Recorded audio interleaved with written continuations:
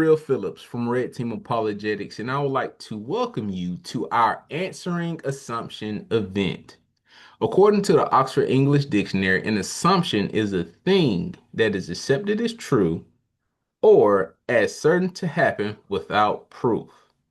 An assumption is a starting point of reasoning of our world, our lives, and ourselves. Now, they operate as unexamined backgrounds in our minds, like an autopilot. In this event, we will be discussing answering assumptions and seeing how powerful they are and how people are controlled by them. This event is a pre-recorded event that will be posted on our YouTube channel, and we ask that if you're watching this video and receiving value from this video, that you like the video, you comment on the video, you share the video, and most importantly, you subscribe to the channel. As with all of our answering events, we have a guest to help us out with this topic. Our guest tonight is Mr. David Richardson Jr.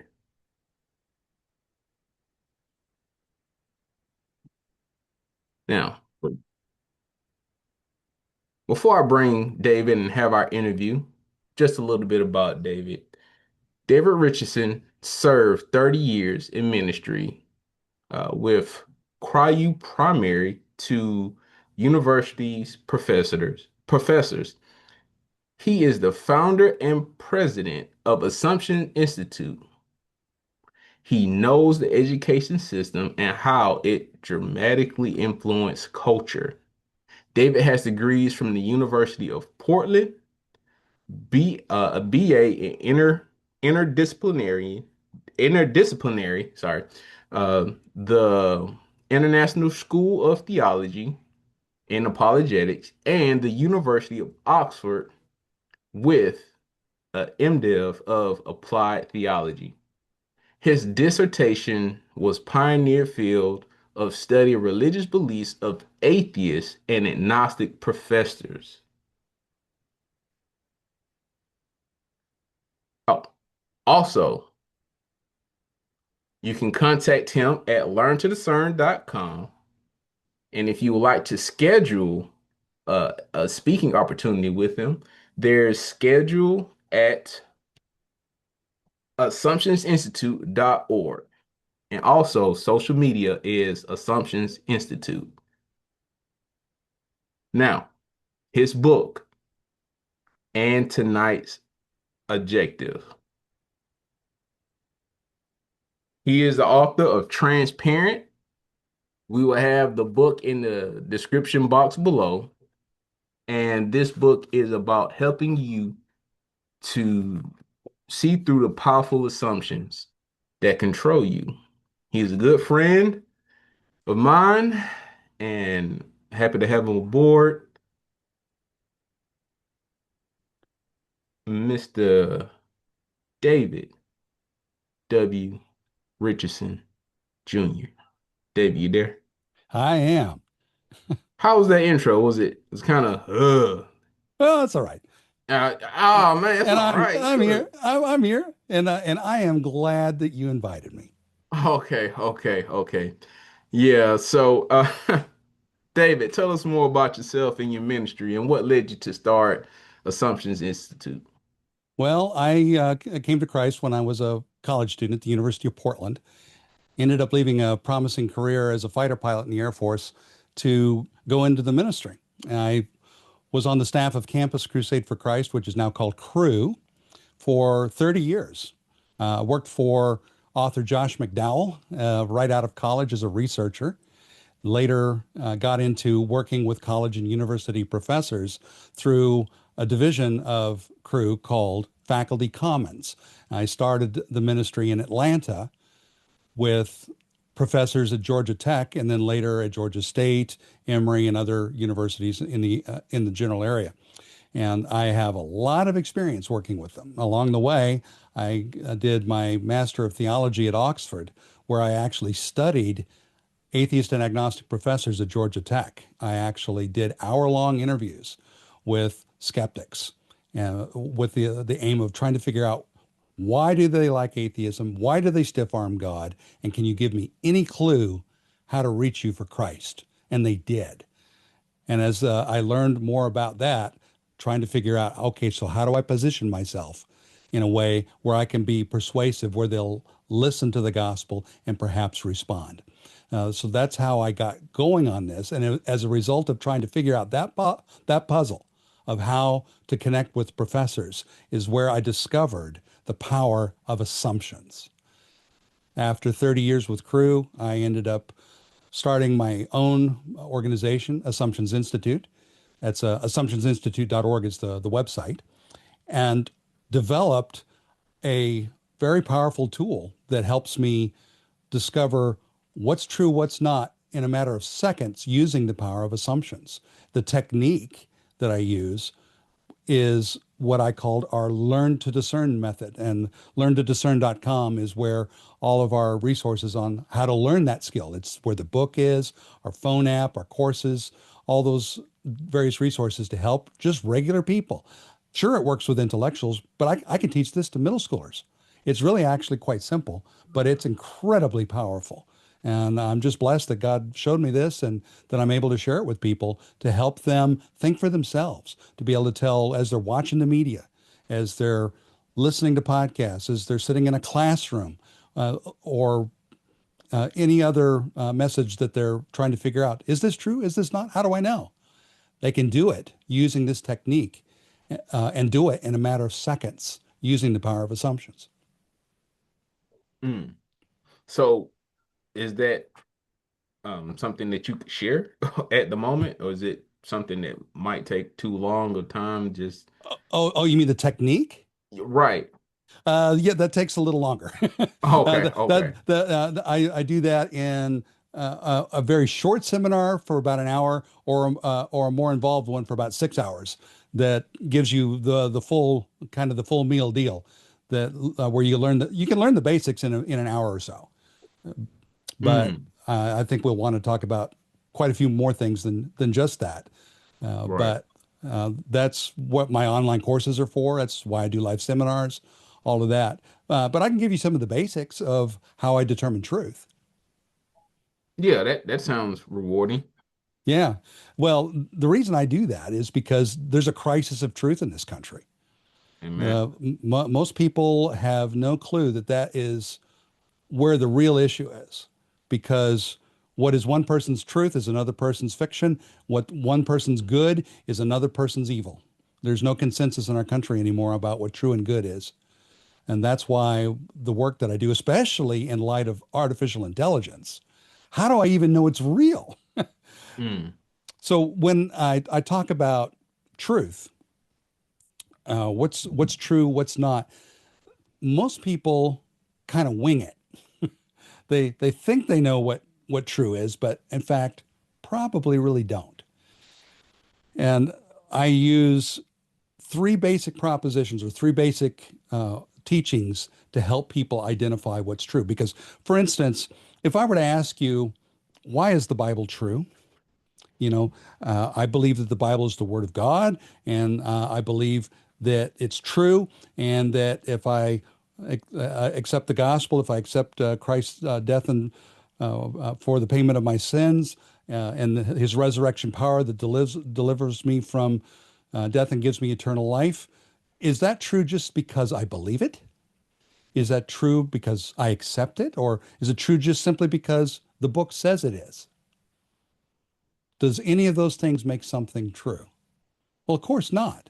Because if something is true simply because it claims it, well, the Quran claims to be true. The Vedas claim to be true.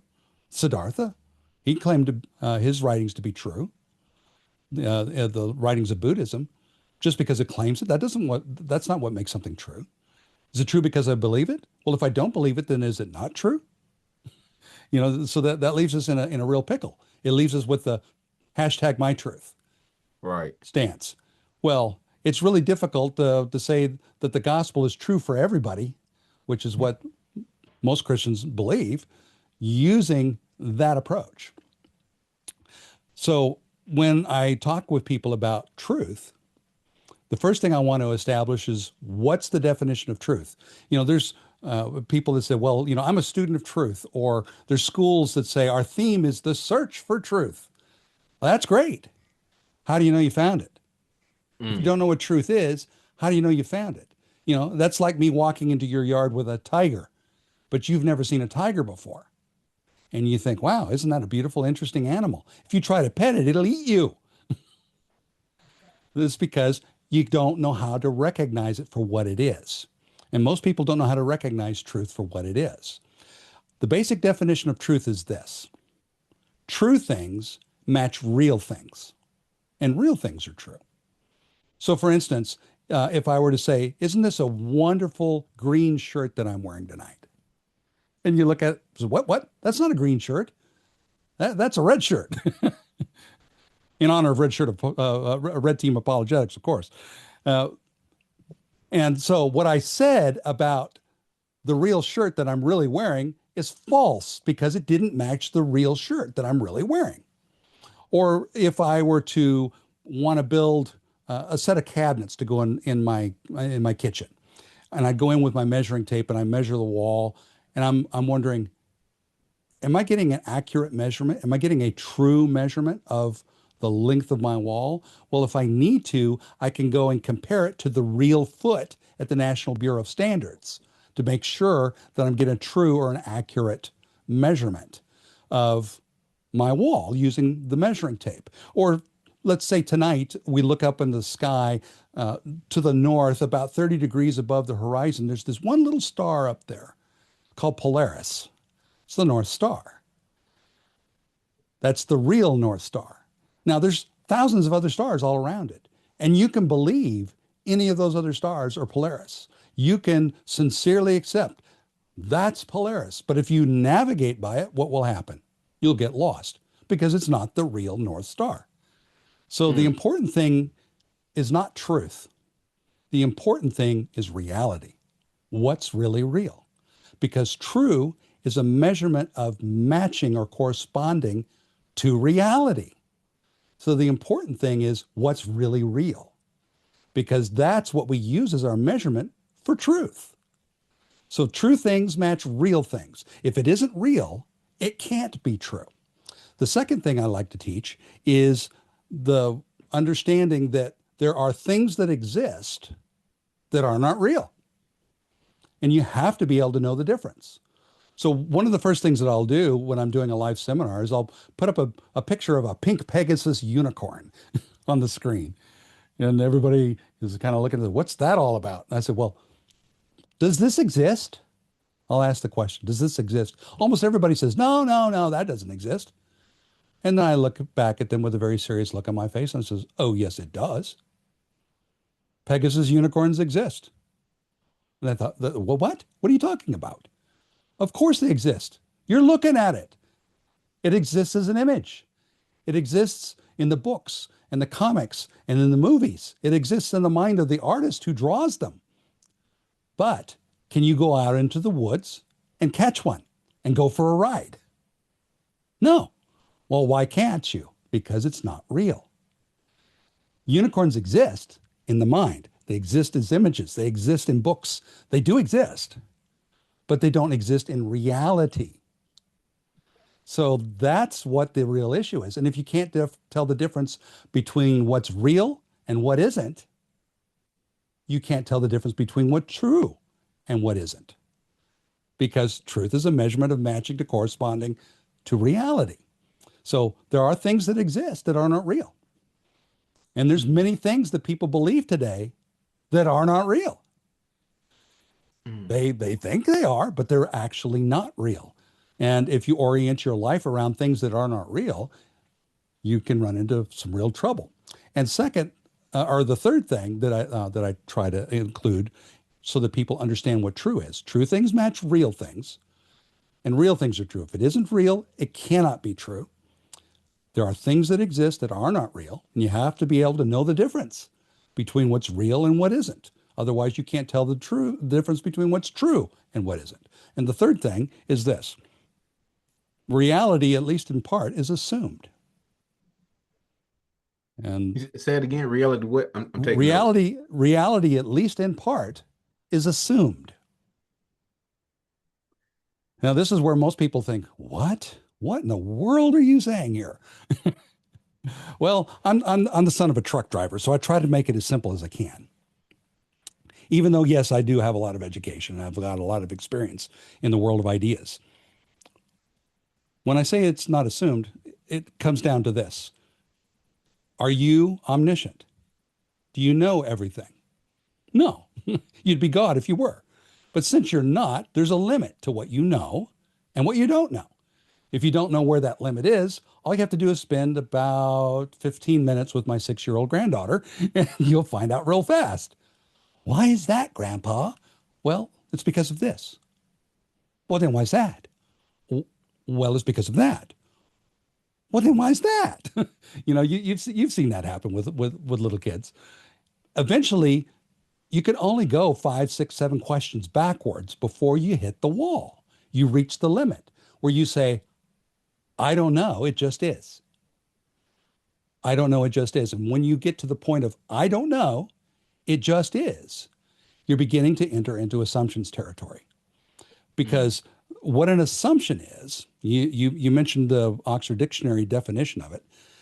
Essentially, there's 3 characteristics to an assumption that are extremely powerful because of the unexamined nature of them, the autopilot nature of them. They just operate in the background, they're never examined. And it's this. First of all, an assumption is the thing you don't know. So when you say, I don't know, it just is, it says, I don't know, it just is. That assumption is about the nature of reality, how things are. And you don't know it. Because if you knew it, you wouldn't have to assume it. But we all eventually reach that limit, and we have to. Second of all, it's the thing you don't question. Because if you question it, you can't make sense of anything. It's also the thing you can't prove. In fact, it's probably not provable. Let me give you an example. Let's say you're what I call a type 1 assumer. You think the nature of everything, the nature of reality is just physical. Non-physical things like minds and spirits, those kinds of things are not important and probably aren't real at all. The thing that's really important, the thing that's really real is physical stuff, matter and energy, essentially. Okay, so if that's the true nature of everything, it's just really basically physical stuff. That's the way it is. Do you know that? No, you're assuming that. And here's how. Because is it possible that something non-physical, like God, exists beyond the scope of your knowledge? Unless you're omniscient, which you're not, there's a limit to what you know and don't know. Is it possible that God might exist beyond the scope of your knowledge? Well, the only way you could eliminate that possibility and know for sure that God is not out there is if you had access to all places at all times, which you don't, which would also make you God by definition. So you don't know there's no God. You assume there is no God. And you can't prove it. You can't prove that there is. You can't prove that there isn't. And here's the really cool part about assumptions. The most powerful thing about them is an assumption is the thing you do not know. It's the thing you trust. You trust it's that way. You don't know it's that way. You trust it's that way. And what is that? That's faith. Because so many times skeptics, atheists, I've had lots of conversations with atheists using my assumptions technique. And they always try to frame the argument as, I'm a person of reason and you're a person of faith. And so it's usually reason versus faith.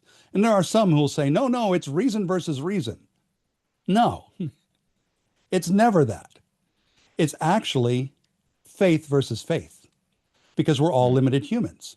And we all start with a certain assumption about the nature of reality that we do not question, cannot prove, and accept on faith. We all do it. Even atheists do it. And you can't not do it, even if you tried not to. You couldn't not do it because you're a limited human. Eventually, you reach the limit. I don't know. It just is. We all end up there eventually. And whatever that I don't know, it just is, that's your basic assumption about the nature of reality. You can't get out of this reality to figure out what it is in its entirety. You just experience it, your little part of it. You can't see it as a whole because you can't get out of it. So it's just part of being a limited human. The question is not if you assume, it's how you assume, and if your basic assumption about reality is true. Wow. And Thank you that for puts everybody on an entirely different footing. Oh, you can't push your faith here. This is, it's the federal government. You know, it's a government program. So we can't promote religion here. Or this is a public school. We can't talk about religion. We leave that up to the churches and the families to do. That's baloney. You cannot divorce yourself from your basic assumptions, even if you're a government appointee, a government agent, an elected official, or if you're a teacher, a CEO of a business. It doesn't matter. You cannot divorce yourself from your basic assumptions. Your just is that you do not know, you cannot question, and you have no proof for. We all are in those shoes. It's just a wow. question of which one do you start with. And then when you look at those basic assumptions, I've categorized them using what I call my critical assumptions test. And in the critical assumptions test, it's a logic matrix that shows you how each of these core assumptions, the basic assumption about reality, how those work, how they play out in real life. And what's interesting is they're mutually exclusive.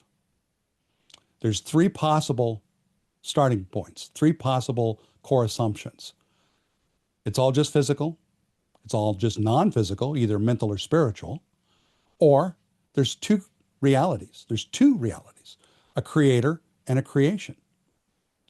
Each of those core assumptions are mutually exclusive. The moment you buy one, it excludes the other two. So for instance, if it's all just physical stuff, then the number two and number three are off the table because they think non-physical things are real. But if you start with the second one, everything is just spiritual in nature, or it's a mental construct. It's around some mental human ideal. That's the true nature of reality, and we're trying to refine reality to match and conform to that ideal, to perfect the world, to fix the world. If that's reality, then physical things are off the table. So number one's off the table, and number three is off the table because both of them think physical things are real. But if you start with two realities, a creator and a creation, which interestingly enough is the very first truth taught in the entire Bible, in the first book, in the first chapter, in the first phrase of the first verse of the Bible, it says, in the beginning, God created. There's a creator and there's a creation. They're not the same thing. You can tell them apart. God is not the universe is not God. They're two distinctly different realities that exist in relationship with each other. So if there are two realities, there can't be just one. You see the mutually exclusive nature of those? And what that means is that only one of them can be true. The question is, which one? Well, what's our definition of truth? True things match real things, and real things are true. So then, as you unpack each of those core assumptions and see the world that it leads you to, which one describes the actual world that we live in? The others have logical consistency, that's true, but they disconnect from reality. They don't describe the actual world that we live in. And that doesn't mean you can't believe them. It just simply means you can't say they're true because true matches real.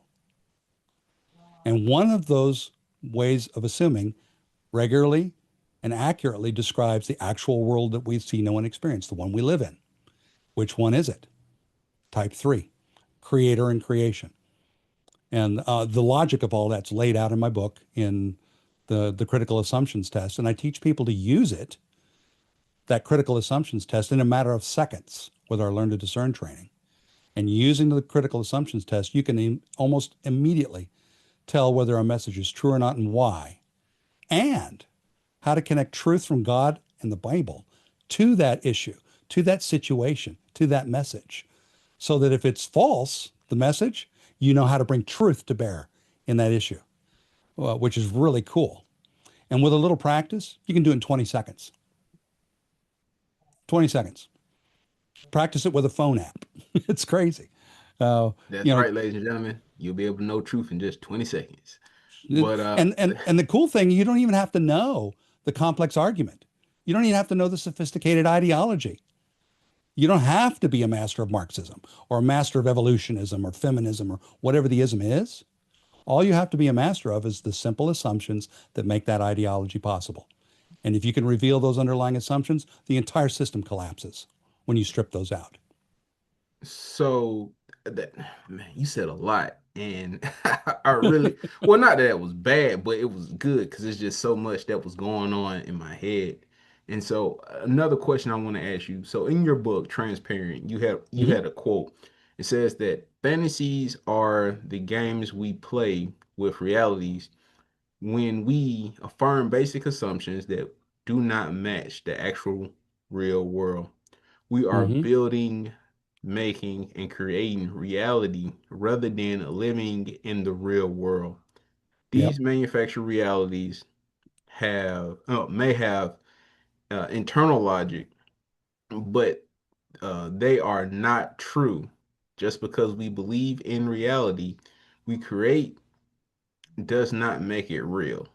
And so my Yep. question to you is, how can Christians use this against someone in a cult or someone that believes something to be far fetched? And I can give you an example. Sure. There are certain groups that would say that the people in the Bible are them. Like, I don't know if you have any experience with people that may be Church of Christ that would Mhm. say that they are the first century church, the East Orthodox Church, um, Hebrew Israelites, people who would deny reality to make claims that they are God's true people and that people that are outside of Christianity aren't. Like, can we use this on them, or is it more so for just atheists? I, Oh and, no, it and can be I used don't with I don't anybody. mean to use the word use like ha got technical, but it's just Yeah. The you get what first I'm saying, basic question is not asking, is this true? right? The first question to ask is this real? Is the Hebrew Israelites, is that real? As in, is their lineage really real? Can you demonstrate that, in fact, it's real? Or is it just a story you're telling? Okay. I do this with lots of different ideologies. I did this with an atheist once, where he's saying I'm a person of reason, not a person of faith, and he hated it that I told him he assumed anything. He said, I don't assume anything. I'm a man of reason. And calling him a person of faith, which is that's what an assumption is a commitment of faith. He was just utterly incensed by it. But everybody is in those shoes, whether it's the Hebrew Israelites or anybody else. So the first thing you want to do is not debate the issue itself, but ask, is this real? So, for instance, when this atheist was having a difficult time understanding what I'm saying, he walked into the Starbucks where I was working one day, sat down next to me, and went at it with me. And after a few minutes of trying to help him understand it, I finally just cut straight to the chase. He had his MacBook sitting there with him, and I said, "Is your laptop physical or not?" I'm asking him about reality. Is your laptop physical or not? And you could see the wheels spinning in his head as he's contemplating. Well, if I say it's physical, he'll say, "Prove it," and I won't be able to because he can't. Hmm. But if I say it's not physical, he said, well, he'll then say, "Prove it." and I won't be able to. So he said, I don't know. That's how he answered it. I don't know whether it's physical or not. And I says, you're right. You don't know. And when you reach the edge of what you know and what you don't know, you have to assume something to be real that you don't know. And that thing that you assume is the thing that you do not question, you cannot prove, and you accept on faith, just like me. You just start with something different. So, what you want to do is expose their understanding of reality, because their understanding of reality isn't real in the first place. That's what they use to then establish their truth claims. The issue is not truth. The issue is the reality by which they're measuring truth. So there's lots of different issues that are like that. Uh, I don't debate climate change directly. I question its reality. I don't debate race directly. I question its reality. I don't debate gender directly. I question its reality because we can't have a conversation about an issue or an ideology if it's not real in the first place.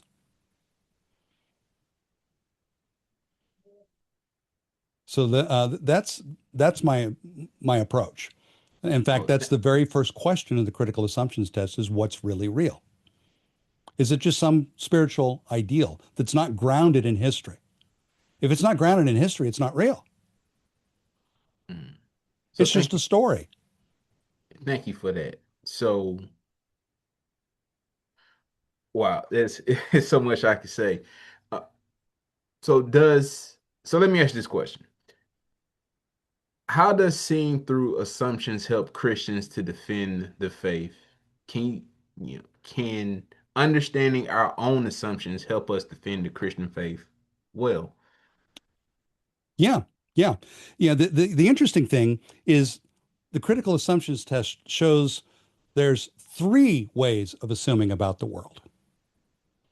This helps a Christian establish a different vibe, a different stance when they're having a conversation, because typically it's your understanding and my understanding, and we're kind of lobbing bombs at each other across a wall. But in fact, there's three possibilities, not just two. Both of us could be wrong because we have to also examine that third way of assuming about reality. So how does that reorient the conversation? Instead of being adversarial and throwing bombs at each other, you come alongside each other and say, well, we got to look at this other one too. Before we can talk about the difference between your assumptions and my assumptions, we have to also eliminate this third possibility. So why don't we do that together?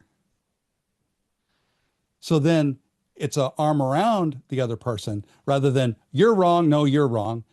That's a lie. No, that's not. No, that's a lie. Uh, Instead of doing that, we can explore this territory together because there's a third live option that we also have to wrestle with because it's possible we both could be wrong. We could Right. both have the wrong assumption about how things are. And so then we have to eliminate it. So like, for instance, I'll tell you the story of an airline pilot that I know who was a skeptic. Not that he was a hostile skeptic, he was just a skeptic. He didn't really believe that the Bible was the word of God. He didn't really believe that Jesus died on the cross and rose from the dead, those kinds of things. He just thought the Bible was written over thousands of years through oral tradition by a bunch of dead men centuries ago, that Jesus was a good teacher, but he wasn't God in the flesh. And he certainly didn't rise from the dead because miracles aren't possible. He was going from that. So what I did is I used the critical assumptions test to begin to figure out, okay, where are you really with this? And he would describe himself, I'm a very ethical, moral guy. I just don't believe these other things. Is it now I believe that there's a God of sorts who made everything, but that's as far as he would go. Kind of a deistic sort of position to start with. But after that, it's just, the laws of nature that does stuff. So I said, okay, so your real problem is at question number 3 on my critical assumptions test.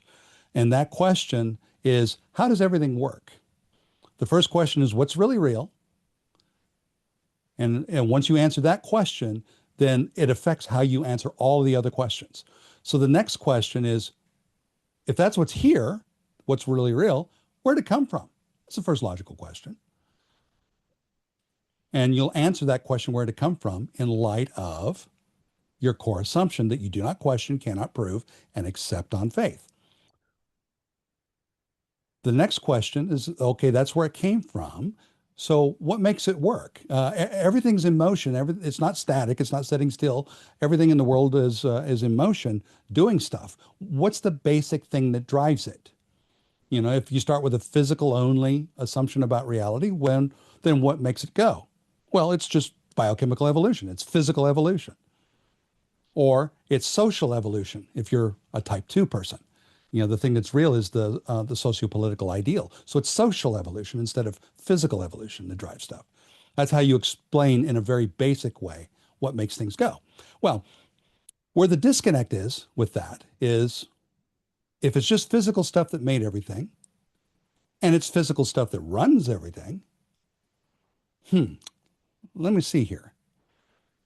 The laws of nature made everything and the laws of nature run everything. Wouldn't the laws have to exist prior to the universe in order to make one and then run one?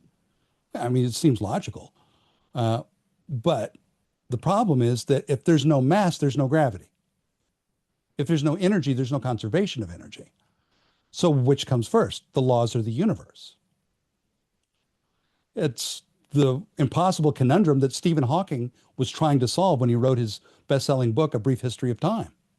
How something comes from nothing by nothing using just physical laws and no divine intervention, no divine action. Does anybody talk about that book today? No. Interesting solution, but there's a flaw in it. I know what the flaw is. I don't want to get into it now, but maybe we can in a Q&A or something. But the flaw is shows you that, in fact, it doesn't describe the real world. And since it doesn't describe the real world, it's false because true matches real. If it isn't real, it can't be true. So his explanation is not real. Therefore, his explanation is false. That's how we determine true and false, is whether it matches reality. So in each situation, I helped him looked at, okay, here's the one option. And he said, well, no, that doesn't work. And I said, you're right, it doesn't. It disconnects from reality. Then it's okay, let's look at the second one, that it's really just spiritual evolution and reaching a state of spiritual perfection. Eventually that you lose yourself and become one with the divine. You know, you become perfect spiritually, or you become perfect humanly, become perfect socially. It's a socio-political evolution. Where eventually, progressively, we get better and better and better and better until we've got a perfect world. But in all of 7,000 years of human history, is there any example of one person who's ever perfected themselves? You'd think in 7,000 years of recorded history, there'd be at least one, considering the billions of people that have lived in that time period. Is there anybody that's ever done it? Not one. No evidence of it. So that's not real either. I think, yeah, that doesn't work. So once you eliminate the impossible, whatever remains, however improbable it may seem, must be the truth. That's Sherlock Holmes, by the way, Sir Arthur Conan Doyle. And he's looking at that. Oh, that doesn't work. And that doesn't work. The only thing that does work is this. But that means God. Yeah, but I don't like that. I said, well, I understand you don't like that, but then we have to look at the other two, because if this one isn't true, one of the other two must be. But those two don't describe the real world. And if they don't describe the real world, you can believe them all you want. I'm not saying you can't believe it. You just can't say it's true because it doesn't match reality. Which one does? This one. At least this is a plausible explanation that matches the real world, that involves a creator who made everything. And the reason that it runs in a lawful, repeatable, predictable manner is because God's character is the same yesterday, today, and forever. God never changes. His character is reflected in his creation. That's why the creation behaves in a lawful, repeatable, predictable way, which allows for science to happen in the first place. And that's the only set of assumptions that allows for it. Because the other one that thinks the physical universe is real, but it's just natural laws, what drives the universe? What makes it go?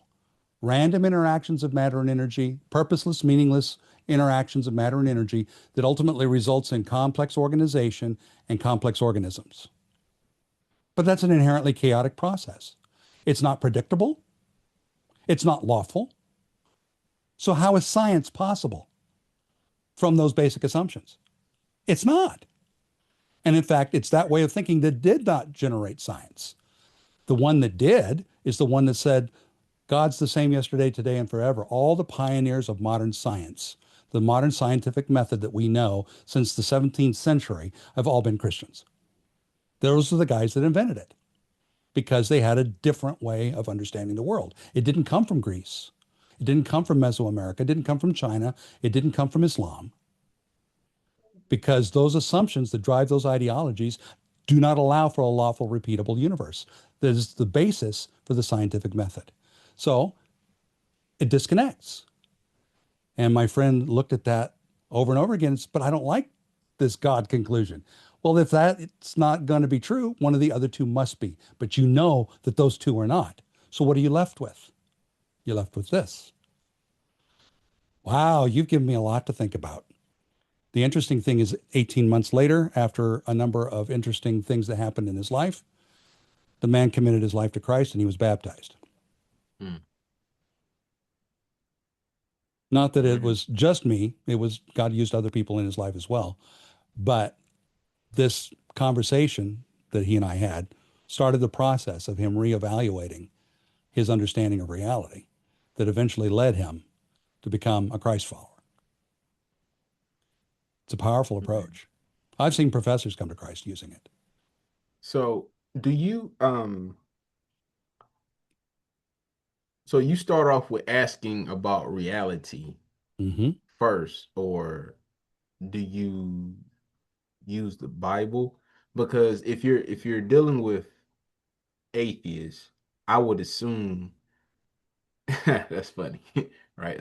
I'm assuming, right? We're talking about Uh-huh. asking something that scripture, like if you just go to an atheist with a good Bible in your hand, they're gonna Yeah. dismiss you like, nah, Yeah, you're nuts. Yeah, because they don't believe it's real. right. So you're trying to reason from a position of unreality to them. They don't think that God is real. See, this is the real issue for them. It's not a question of does God exist? Always prove that God exists. And then, then we're dancing on the mouse wheel trying to give our arguments for why God exists. That's not the issue. The issue is God real? And if you've met him, you know he's real. But because they haven't, they question his reality and therefore they question his existence. So you come back to what's really real every time. And what's really real is the core assumption that everybody operates from. But most people are completely unaware what that is. And that's the beauty of the critical assumptions test, is it helps me to surface that core assumption by looking at their secondary assumptions. They're usually talking about what's the problem with the world. They're talking about what's really good or how we acquire knowledge or what a human being is, our identity, our purpose, our meaning, those kinds of things. Those are more of the kinds of conversations we typically have. But using those questions helps me to reveal the core assumption because as we're debating or having a conversation about a given issue, a moral issue, for instance, well, before we can have a discussion about a moral issue, we have to have an understanding of what each of us means by moral. What's really good in the first place? We use the word all the time, but don't understand that most people have actually defined it differently than we do.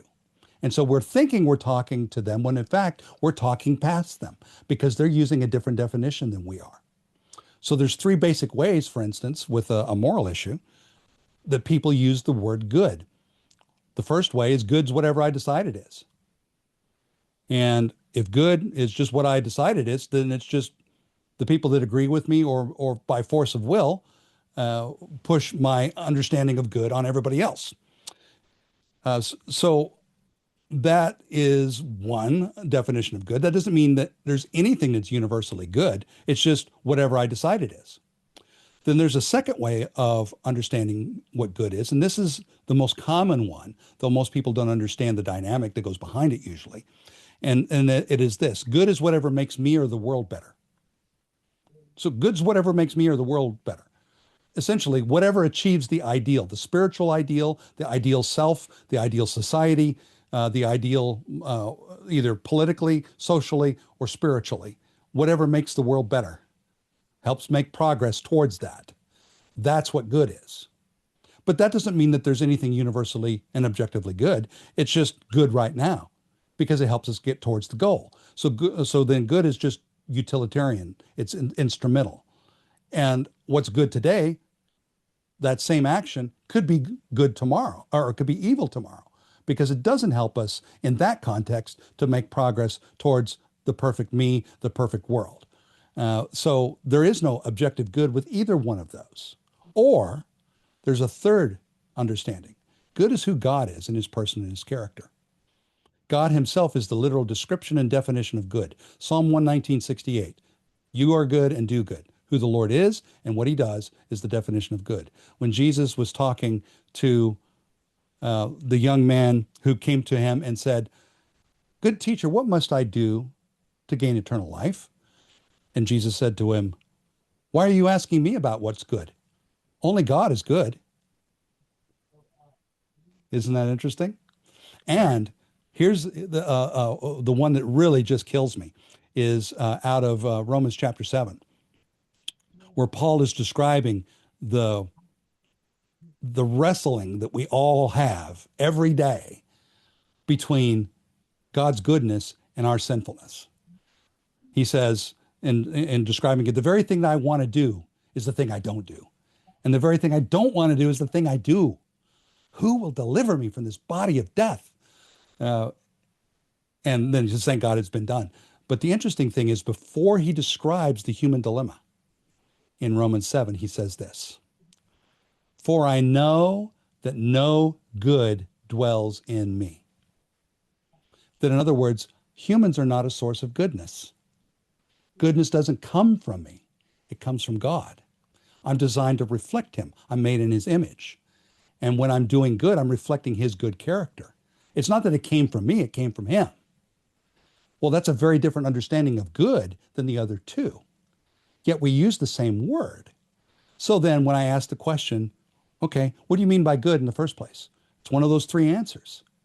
And depending on which of those three answers you give me, it reveals the core assumption that facilitates your understanding of good. That's how I Mm. surface the underlying core assumption. Not, So, not, not by drilling into some philosophical exercise, but talking about a real world issue, a real world question that we're both so, wrestling with. so your definition of core assumption is the same as worldview, basically, right? No, absolutely Okay. not. Okay. Okay. Okay. No. Uh, Uh, do you want to get into that? yeah. Yeah. Yeah. Well, yeah. Okay. Well, there's a reason that I don't. This is why what I'm doing is so out of the box, so innovative. I've been doing apologetics since I'm 19 years old. I've been doing it for 45 years. I have two postgraduate degrees in it, years, decades of field experience, having conversations with really smart people, as well as just regular people on the street as well, trying to advance and defend the Christian faith. Understanding that the way things are in our country right now, 67% of all Americans don't believe there's anything that's absolutely good or absolutely true. And that's really sad.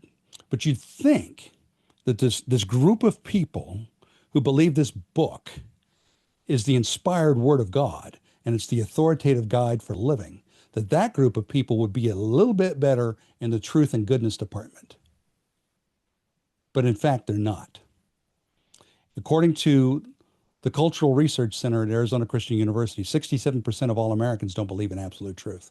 The thing is in 2022, their survey revealed that 65% of all people who call themselves born again Christians do not believe in absolute truth. Mm. In 2023, it was 70% of people who call themselves born again Christians do not believe in absolute truth. And if they are the younger generation, 30s and 40s that are raising elementary school kids, it's 76% of those who call themselves Christians do not believe in absolute truth. That is shocking. That actually the church is worse than the culture when it comes to truth and goodness. In fact, 69% of all Christians, when trying to figure out a moral issue, rely on experience, feelings, and friends and family to decide moral issues, not the Bible. And they call themselves Christians. And wondering, whoa, whoa, whoa, whoa, whoa, hold on a minute. That's completely backwards. Of course it is. And you'd think, well, the first line of defense here, the first thing we got to do to get this back on track is the pastors have got to knuckle down and they've got to talk about why it's the word of God and why it's true. But the problem with that is 63% of all pastors don't believe in absolute truth either. 63% of all Christian pastors in America do not believe in absolute truth. It's utterly shocking. This is all documented stuff from a longitudinal study out of Arizona Christian University's Cultural Research Center. George Barn is the director, and this they've been tracking this for six years now, I believe it is. So obviously, this is really concerning. So Right. how did the church get like that? That they're actually worse than the culture when it comes to what's true and what's good. Well, that causes me to think back on how did this get started in the first place? Who invented this way of thinking that has poisoned the West and has wrecked the church? Who started that whole ball rolling? Well, it's one of those dead German philosophers who ruled the world from the grave almost 300 years ago. He started off with a basic notion that you you can't know a thing in itself. Like, so for instance, I got this little water bottle here. He would say you can't know the thing itself, the object itself. All you can know is your sensory experience of the bottle. And so your experience of the bottle and my experience of the bottle are going to be a little bit different because we come from different angles, different perspectives, different sets of senses, those sorts of things. And so for me to say that my perception, my view, my experience of the bottle is more valid, more true than yours is completely out of bounds because it's my experience, it's my view, it's my perception of the bottle. And so mine is just as true as yours is. You see the relativism in it. So everybody has their own understanding, their own view, their own perception, their own perspective on something. And so because it's my view, then it's true for me. You see where the true for you kind of attitude comes from that way of thinking? Well, the Right. interesting thing is the guy that invented that dead German philosopher, was a guy named Immanuel Kant. And Immanuel Kant inventing the notion that you cannot know an object itself. That means there's no objective truth. All you can know is your subjective experience of the object. His way of thinking, his epistemology, he gave it a name so that in academic circles, when they were discussing it, they know, oh, that's Kant's thing. So they knew where it would come from. And he called it Weltanschauung. He called it worldview. That is worldview thinking. That's what a worldview is.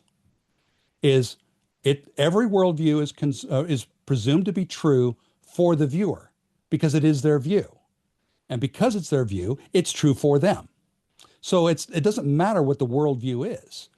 Every worldview is presumed to be true for the viewer.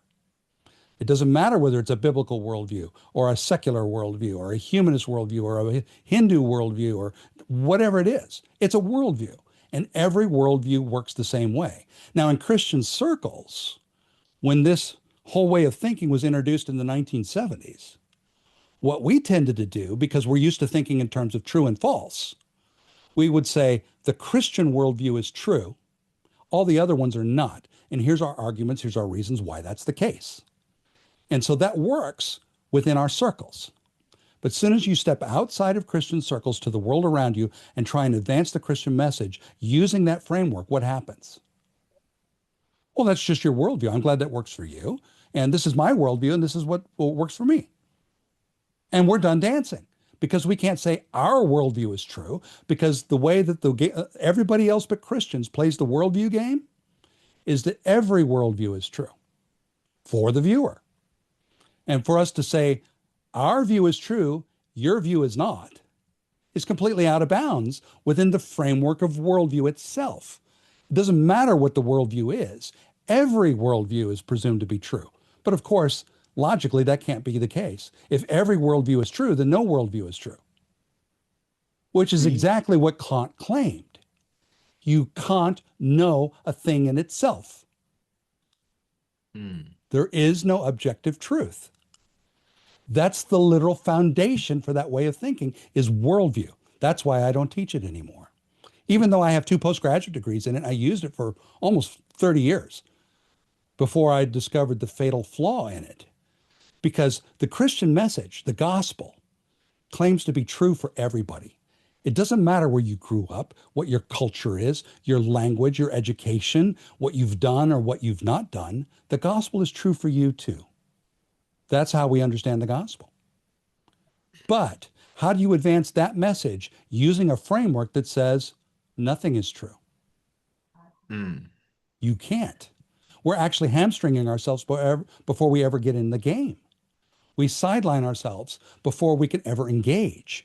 That's why we're having a harder and harder time engaging the culture. That's why our pulpits and pews are full of moral and truth relativists, because we're actually teaching them a relativistic system. But the critical assumptions test and the power of assumption says this assumption is true because it matches reality. The others, they cannot be true because they don't match reality. It completely sidesteps the relativism. It says this is true, this is not, this is why. And it's powerful. Getting back to my point a while back about why is the Bible true? The reason the Bible's true is not because it claims it, not because I believe it or accept it. It's true because it talks about real people who really went through these things. These things really happened, including a real guy named Jesus who really lived, who really died, who really rose from the dead. If that didn't really happen, then what is the Bible? Well, it's nothing more than a collection of moral stories like a Greek epic or a wild adventure, like a Harry Potter novel or something. But it's nothing worth giving your life to. I mean, that's 1 Corinthians 15 in a nutshell. If Jesus was not raised from the dead, if that didn't really happen, sure, you of all people are to be most pitied because you've believed a lie and you're still in your sins, but you think you're not. right. So that's grounding the Bible back in reality. So if it talks about real people and real things that happened to them, and if you got that stuff right, then maybe when it talks about the nature of God, the nature of sin, and our problem with it, then maybe it's accurate about that too. Right. So you want to ground it back in reality, in history. In fact, that is the unique thing about the Christian faith. It's the only faith that's rooted in history. It's the only one rooted in reality.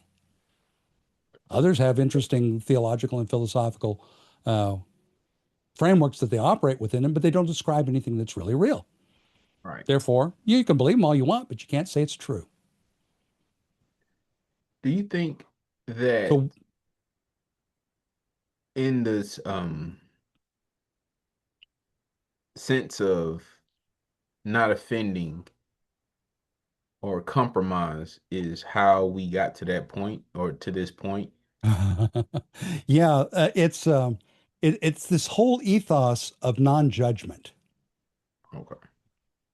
Because think about it for a minute.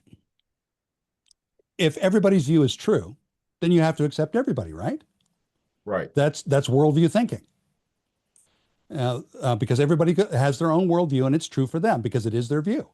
That's how Another they see the question. world, and you see it a different way. That's fine. And so you have to accept everybody. And if you question that, if you judge that, you're a bad person. You have to accept everybody and everybody's truth because it's their truth. There is no the truth. There is no objective reality. You can't know the thing in itself. All you have is your experience, your perception, your view. That's all there is. And Right. and so consequently, you don't judge anybody. And how many times do people say, "Oh, I ain't judging you. Yeah, don't, Right. don't judge me, man." Uh, I mean, that's the high offense of our day is judging somebody. But what is a judgment? It's not just being judgmental. It's telling the difference between this thing and that thing, the difference between true and false, good and evil. No, you accept everything is good. You accept everything is true. Don't make any differentiation. Don't judge, make it and say there's a difference between these two. You see where that leads? And so if Right. you can't make judgments, if you can't discern between two things, what are you left with? That says don't think. Right. Don't think. And if you are not allowed to think, if you're not allowed to make judgments, if you're not allowed to discern, what are you left with? Feelings. And in fact, how many times have you been in a conversation with anybody under the age of 50 who says, I think about anything? You said, no, I feel it's this way. Well, I feel we should do this. Does anybody say, I think we should do this? I think this is the right thing to do. Nobody uses that word anymore. Why? Because they've been told, don't think, just feel, accept everything because there is nothing true. So you can't differentiate between them and don't even bother because that's judgmental. Don't make any judgments. So don't think, just feel. Trust your heart. Don't use your R- head. Right. Right. Question. Do you think that denominationalism has also attributed towards that statistic because of people, they come to different conclusions about the Bible, but they can get salvation right. And so it's okay, you believe that over there, and we believe this over here, and we'll see Mhm. you in heaven. Like, do you Yeah. think that has anything to attribute towards that statistic? Uh, of of believing in objective truth versus relativistic truth. Right. Not so much, Okay. because really, most of the denominations that are out there, there are some larger theological issues, like for instance, predestination versus free will, or uh, are all saved or only some saved? Right.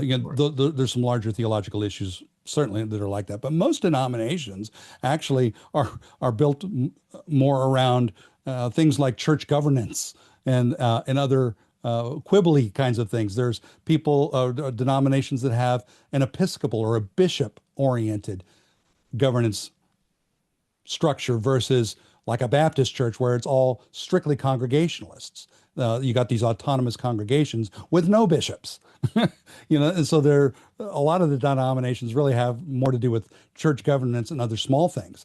But across all those denominations, those who are truly Christian, there are key core doctrines that Jesus is God in the flesh, that he was born of a virgin, that he died on a cross, that he rose from the dead. Those are the essentials of the Christian faith. All true Christian denominations agree on those, even though they may disagree on some of these other theological issues. And they have their arguments that are rooted in reality, some different understandings of some scriptures that they give more weight to than other scriptures that they give weight to, different verses that lead them to certain theological conclusions that unfortunately resulted in church splits and therefore the creation of denominations, which I know grieves God's heart, but it doesn't necessarily lead people to a relativistic understanding of truth. In fact, many of them will say, "We understand that this is true, and you guys have missed it." They'll say, you don't believe this is true. We believe this is true. These are our reasons why." So they're actually trying to affirm objective truth, not say, "Well, you can believe what you want, and we'll believe what we want, and we're all right." They're not doing that. Now, there are some churches that do, and I question, uh, the veracity of their understanding of the gospel, much less the scriptures. But no, it doesn't necessarily lead to. It can, but it doesn't necessarily lead to a relativistic understanding of truth. No, it's more reorienting truth around me instead of reality. You see, the interesting thing about a worldview is it's usually described like a set of glasses that we wear. It's a lens that we look at the world through. I look at the world through a biblical lens. You'll hear some people say. Well, essentially how that works is, let's say I look at the world through atheist glasses. And so I put on my atheist glasses and I look at the world and I don't see God. I see a purposeless, meaningless existence. Eat, drink, and be merry because tomorrow we're worm food. Because that's all about all there really is to life, because it's just me. That's all there is. It's just me. But if I take those glasses off, because presumably you can change your glasses, you can change your worldview, you can change the lenses. If you take that set of glasses off and you put on a Christian lens and you look at the world, oh, well, now I see God, I see Jesus, I see all these spiritual powers and truths that the Bible talks about because I'm wearing Christian lenses. So what that means basically is that the lenses generate reality. And so because of a certain set of lenses I wear, therefore the world is a certain way. That's that relativistic way of thinking. That's that worldview way of thinking. Well, the interesting thing is, if you follow that just a little bit further, it leads you to ask the question then, if I change my glasses and reality changes, does reality really change? Does reality really change because I wear a certain set of glasses? Well, if reality changes because of the lenses we wear, you're generating me right now with your lenses. I am just a product of your mind. That in fact, the world that you think you see is all just generated by you and your thinking, your perception. It is your world. You are the God of a universe of one. You're a prisoner in a cell of your own making. In philosophy, it's called solipsism. So that the only thing that's really real is you, and that's it. Mm. There is nothing else but you and your perception. But if reality doesn't change, who cares what your glasses are? Right. Because you could take the glasses off and not wear any. If the lenses generate reality, there shouldn't be anything there if you don't wear any glasses. But in fact, there is. It might be blurry, but what is it that you're looking at without glasses? That's reality. And Mm. what's the nature of it? Well, at least in part, it's assumed. It's a just is. But if reality doesn't change with your lenses, who cares what the lenses are? The lenses are irrelevant to reality. So who cares what your lenses are? Right. What's important is what are you looking at? The lenses are not creating reality. Reality is there whether you have lenses on or not. Right. Reality Whether was you there before you were born. right, Reality will still be there after you're gone. And it's there whether you believe it, whether you've experienced it, or whether you perceive it at all. It doesn't matter. Reality is what reality is. The question is, what is it? And so your glasses are irrelevant. Your worldview is irrelevant to reality. You see, this is the trap. well, I can That barely see without my glasses, yeah, but me yeah. too. Me too. I'm the same way. It's definitely blurry. That's why I don't talk about worldviews. It doesn't allow me to get to true. And I want to be able to advance the gospel. I want to say this is true. And it doesn't matter whether you believe it's true, it still is. It doesn't matter whether you accept it as true, it still is. because there is Man, something objectively true, and it's the world without glasses. right. World Without Glasses. Sound like a good movie or a good book titled World Without Glasses. But Yeah. so in your book, you speak about accepting different ideologies and not knowing the deeper meaning. Can you elaborate more on this? And do you see some ideologies that Christians have accepted that are ungodly? Yeah. Every ideology is ungodly. Okay, okay, okay. Because think about it. What is the root of the word ideology? Ideal. Idea, right? Ideas are little nuggets of a larger thing called an ideal. It's a, it's tacitly affirming that ideals are real. And if Hmm. ideals are real, then ideals are achievable. We can perfect ourselves. We can make the world better. We can make it ideal. If we can make progress towards an ideal, then that's the most compelling thing in the world is to try to reach it. If we all work together, we can make that better world happen. And everybody said, I want my life to to matter. I want to make a difference in the world. But the question is, can humans be improved? Can humans be perfected? And that is the root of ideal, because what is ideal? Perfect. The notion of perfection, that we can achieve it. And that leads to all sorts of oppression, authoritarianism, and death. And it always has. It has lots of faces, lots of flavors, but ideals are not real. There is nothing in this created universe that is ideal, nor can it ever become ideal. If it becomes ideal, it's because God remakes it. But it's not us doing it, it's Him doing it. So ideologies, I loathe them personally, because an ideal is a non physical, non personal thing. Do non physical, non personal things run the world? No. A non physical person runs the world, God Himself, because God is a person. He's not a thing. He's not an entity. A force or a principle or an ideal. He's a person. And He's the one who made it. And He's the one who runs it. And we're made in His image. So no, I'm not a fan of ideals of any shape, size, and variety. And the funny thing is people who are bound up in and wrapped up in some ideology, regardless of which one it is, have a very difficult time comprehending a person who does not affirm any ideology.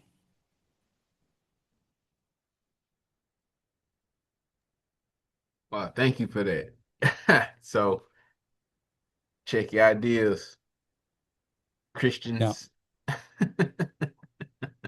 So, just two more topics I want to cover before we get into our dialogue section. Your book sure. mentioned a number of different topics that affect Christians as far as science, social science, law, government, public policy, and role of government. Could you sum up some of like your beliefs as far as what's going on today and how is it affecting Christians? Yeah. Well, because much of what happens in public policy, much of what happens in science or social science or any of these other areas that I write about in my book, what I'm doing there is not so much establishing my view, my perception, my take on them. I'm simply looking at what are the underlying assumptions in those areas, and are they true? If the assumptions are not true, then how can anything built on a false assumption be true? It can't, because it's not real. And when we craft public policy around something that's not real, we get into real problems. If we are using science based off of ideology rather than off of the person and character of God, we get into real problems. Because as Frank Turek, another well-known apologist, famously says, science says nothing. You hear people say, well, science says this, science says that. So no, no, no, no, no. Science says nothing.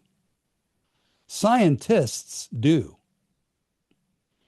So what they're doing is they're looking at data, phenomena, and they're trying to explain it. What does it mean? And their explanatory framework that they're using to explain the data or the phenomenon is inexorably rooted in certain assumptions that may or may not be true at all. And if those assumptions are false, the explanation likewise will be false. It's the same way in public policy. If you're assuming certain things about humans to be a certain way, when in fact they're really not, then your public policy is not going to succeed. It's going to fail because it's not rooted in reality. Give you an example. Gender. Yeah, I mean, we're hammered all over the head every day with this issue about gender, transgender, men and women's bathrooms, and whatever it happens to be. It takes on a variety of different faces, but it's all around this basic thing called gender. Well, my first approach is always to question reality. Is gender real in the first place? Because if it isn't real in the first place, how can we have a conversation meaningfully about it? And we're told that gender is fundamental to who we are as humans. So each of us have our own gender. According to Wikipedia, there's 117 or something of them. There's a bunch. Well, the interesting thing is, if it's true that I am a physical and non-physical creation made to reflect who God is, that's reality, that's who I really am as a human being, then for something that's fundamental about who I am as a human must exist both physically and non-physically for it to be fundamentally true about who I am. It has to be real in both places. But in fact, gender is not. Does gender exist physically? If there's 117 genders, where do those exist physically? They don't. They do exist. Remember, there are things that exist that are not real. Gender exists, but where does it exist? It exists in the mind, and Right. only in the mind. Well, if that's the only place it exists, it means one of two things. Either the physical does not matter, that's type 2 assuming. The only thing that matters is what's in my head. The mental world is the only thing that's real, the only thing that's important. Or gender is not real at all. Either the physical doesn't matter, so you can do with it whatever you want. You can chop things off, you can patch things on, you can do whatever you want with it because it doesn't matter. The only thing that matters is what's in the mind. That's the only thing that's really real. And you make everything else conform to it. That's what idealism does.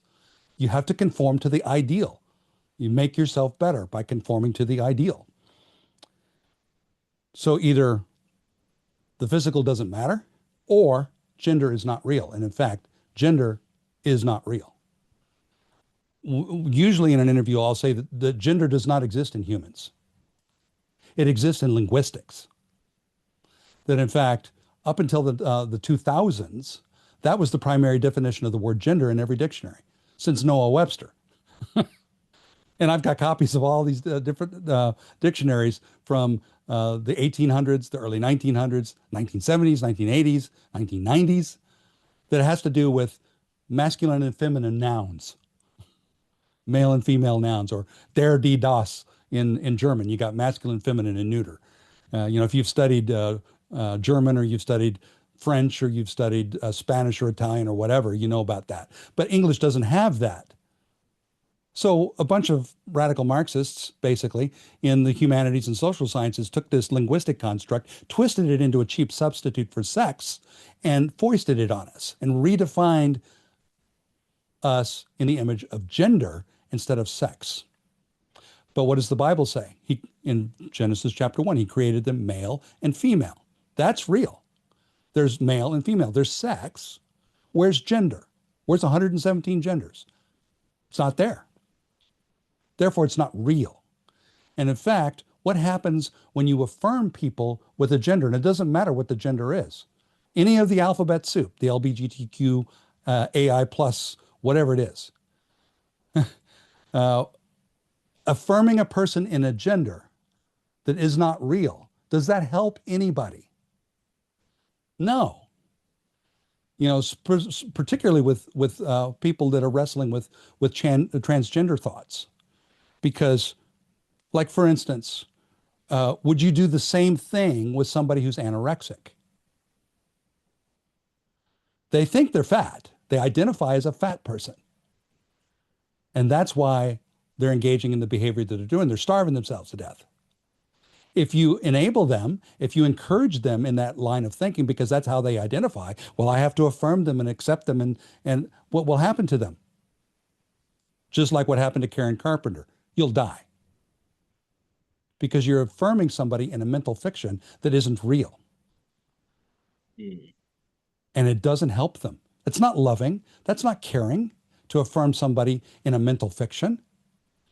But then a person will say, well, but it's their reality.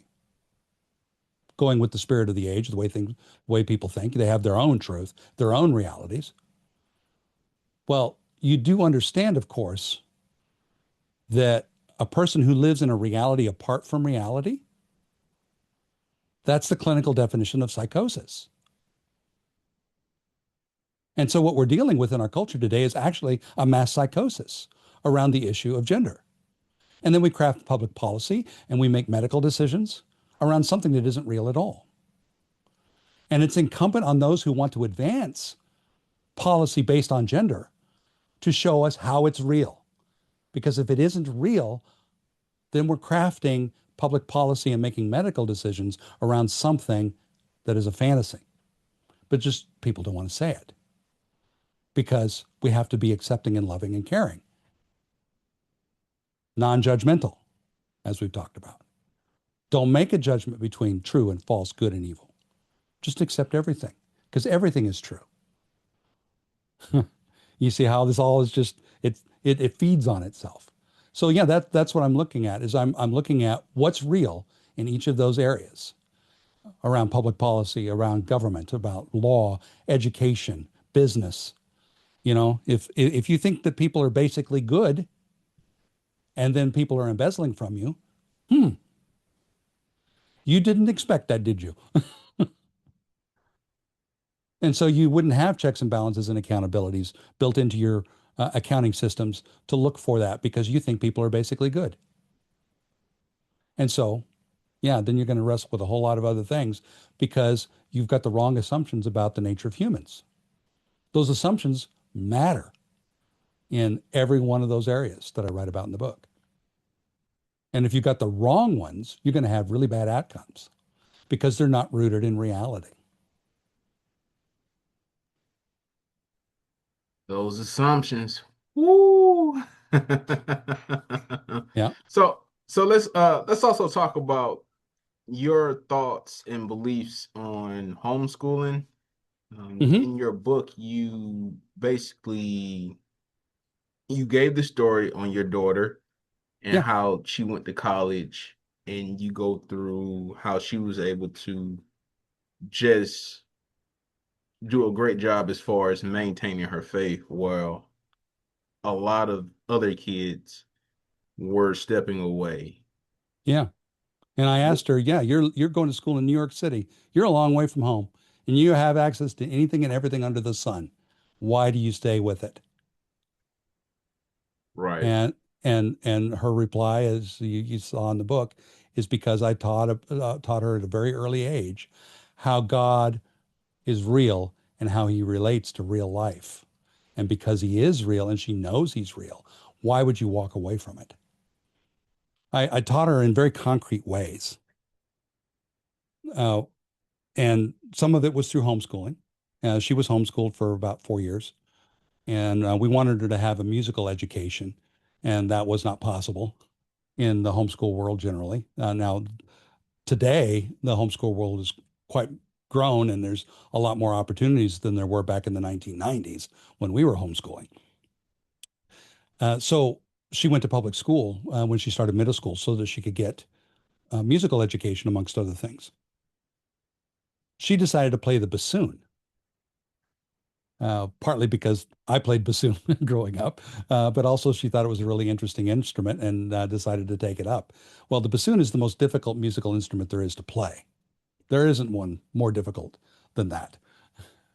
The professional bassoonists who've been playing for 40 years say, I'm still learning things about this instrument. Because it's just amazingly complex and it's not for the squeamish to learn. Well, she was in sixth grade and she wanted to compete with the eighth graders and be a part of the all-state band here in Georgia. And she went to audition, and her chances as a sixth grader were next to nil, but she still wanted to get into the competition. And so she got herself as rehearsed as possible, took her to her lessons. She was practicing and got herself really, really ready to go. And so on a Saturday, I took her to the big audition. And she got there early, got herself all set up, uh, got her reed tuned because you have to tune the reeds, and got everything greased up so everything was just primo. She was ready to go, and she was about 15 minutes away from her audition, and she picked up her bassoon, and we went down the hall, and we're waiting in line outside the classroom where her audition was, and she bumped into one of her friends who takes lessons from the same instructors. She's a eighth grader from a different school, but they had become friends because they take lessons from the same instructor. And so they were chatting away, and after a while they said, we want to chat outside of the earshot of Dad. So she picked up her bassoon by the middle of the horn instead of by the seat strap. There's a strap that you have that's on the bottom of. She picked it up by the middle and lifted it. And when she did, it came apart while she's holding onto the seat strap in the other hand. It fell over and it broke in half. The bassoon broke in half 10 minutes before our audition. She was devastated, That utterly sucks. devastated. Yeah. Yeah. Besides the fact that if you looked into how much a bassoon costs, a basic plastic horn like what she had is $5,000. If you have a That good student sucks even model, more. That's yeah, a reality, basic ladies and student gentlemen. model is like 9,000. If you want a professional one, it can be between 20 and $40,000 for a professional one. It's the Wow. price of a car. These things are expensive. It's not like playing a clarinet or a trumpet. They're extremely expensive. So she's upset because the bassoon broke. She's also upset because it's expensive to replace. And she knows it. And she knows how much money I make. It's not much. And so uh, somebody loaned her a horn so she could do her audition. She didn't do so great because she was playing somebody else's horn, but at least she got through it. She stuck it out. But then as we're driving home, she's so upset by the whole thing and realizing I'm going to need another horn. And she'd been asking me to get her a better horn a few weeks because she realized she'd reached the limits of this basic plastic student horn. They are hard to play compared to a better quality horn. And she was wondering how we are going to get a better one. I said, well, I don't know how it's going to happen, but now it looks like you're going to get a new horn. And then I said, let's ask God to get you a new one. And we prayed, asking God for a new bassoon. 3 weeks later, her instructor said, I found one at this other high school across the county. It's just been sitting in a closet for years and nobody knew it was there. And Amen. it's a wooden one. It's a good quality student horn made of wood instead of plastic, and it's yours to use. And God answered her prayer. It's not just, you praying for getting through this crisis or whatever. God cares about bassoons. God cares about everything in our lives. And so grounding everything in her life back into a relationship with Christ is, so why wouldn't I talk with God about bassoons? Why wouldn't I talk God about my homework? Why wouldn't I talk God about my relationships and involve him in everything that we do?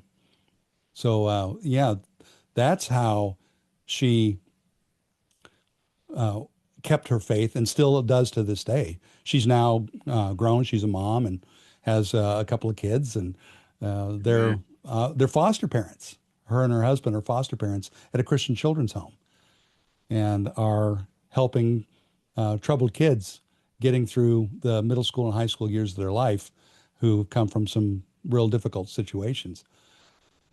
doing it out of love and service to the community and love and service to the Lord because she knows God is real and this is what He's called her to do. Amen. So, question, do you think that most parents just assume that their kids are in the faith and they send them off to college before Oh, equipping them? Say uh, what? that's an interesting question. And I've also, do you think that homeschool Christians make for better apologists than public school educated they Christians? they can Okay. they can make better apologists, not necessarily though, because also kids that go to public schools are in the crucible of the thinking of the world, and you've got to wrestle with it every day. So you either succumb to it or you learn to think on your feet.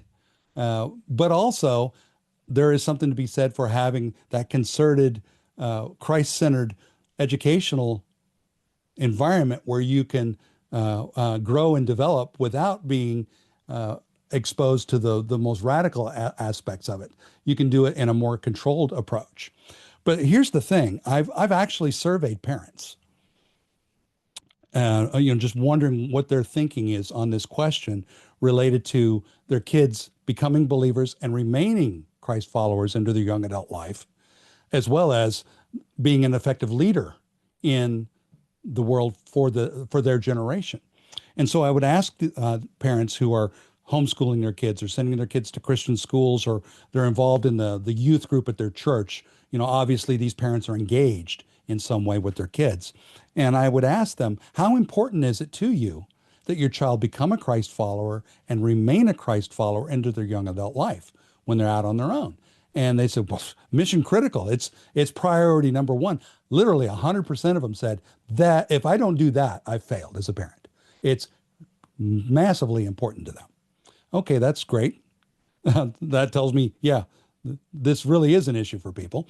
And I said, now, how confident are you that your child will remain a Christ follower into their young adult life when they leave home and go to the military or to the university or the workforce, wherever it is they're going? How confident are you that your child actually will remain a Christ follower? Only 36% of them express confidence. I thought, whoa, now that's a big disconnect because high expectations, 100%. This is mission critical. Yet my confidence is down here.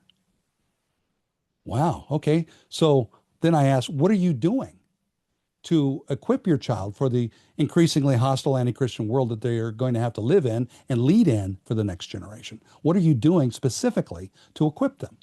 And they give me the usuals. Well, we send them to Christian school or we homeschool them or they're involved in the youth group. They go to youth retreats and we have Christian media and we have Bible studies at home and we have conversations, just informal conversations about the Christian faith and contemporary issues, lots of different things like that. So, well, yeah, these parents are pretty engaged.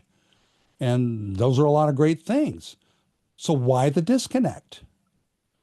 High expectation, low confidence, even though it looks like you're doing the right thing. And then it dawned on me. This is where the issue is. And this is the strategic error that almost all parents make and almost all churches and ministries make. What we're doing through these various things, whether it's homeschool, Christian school, youth groups, home Bible studies, Christian media, retreats, whatever, is we're exposing students regularly and often to truth with no equipping whatsoever on how to recognize truth at all. Because we assume that the ability to discern true and false, good and evil, is an innate skill. All we have to do is expose people to the truth and they'll get it because they have this innate skill. But that actually is not true at all. The scripture is actually quite clear on that. In Hebrews 5:14, it says, solid food is for the mature who, because of practice, have their senses trained to discern good and evil. The ability to tell the difference between true and false, good and evil, is not an innate skill. It's something that requires practice and training. And if we are not intentional about practicing and training in truth and good, our students are then going to fall back on true for you, good for you. True for me, good for me. because we have not taught them how to recognize truth in the first place. And so then they get eaten by that tiger because they don't know how to recognize it. That's why I start with the basics. True things match real things. There are things that exist that are not real, and reality is, at least in part, assumed. And you have to understand those dynamics. And when you do, you can much more accurately discern good and evil, true and false. In fact, I just started surveying people that go through my seminars to kind of gauge where they are before the seminar and where they are after the seminar. On average, these engaged Christians that come to my seminars wanting to learn our learn to discern skill. About 67% of them, roughly, get the truth correct.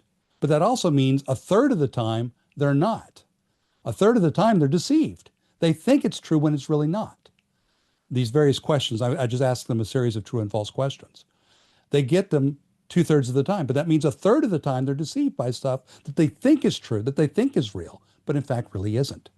After they take my seminar, after a 6-hour seminar where they learn the basics and a little bit more nuance to it, I gave them the same survey. They went from 67% to 91%. Only 9% of the time were they deceived. That's a dramatic improvement on the ability to think for themselves, to be able to discern truth for themselves, because they understand the nature of truth and the power of the assumptions that every person makes, and using those assumptions as a mean to ferret the truth out in a matter of seconds in real world issues, real world situations, and gives you the ability to connect truth from God and the Bible to those issues and situations.